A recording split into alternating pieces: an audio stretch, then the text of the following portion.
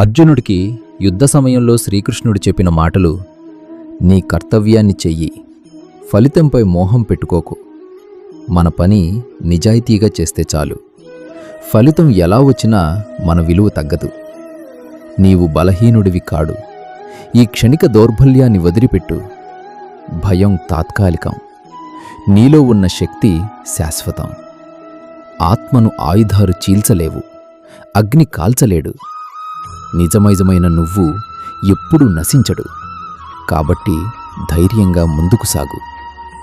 సుఖదుఖాలలో సమంగా ఉండేవాడే యోగి. పరిస్థితులు మారుతాయి, కానీ నీ మనస్థితి నీ చేతుల్లోనే ఉంటుంది. ధర్మయుద్ధం కన్నా గొప్ప అవకాశం క్షత్రియుడికి లేదు. నీకు ఎదురైన సవాలు శిక్ష కాదు, అది నీ ఎదుగుదలకి అవకాశం. సారాంశం: పనిచెయ్యి, భయాన్ని వదిలి, నీలోని శక్తిని నమ్మి ధైర్యంగా నిలబడు.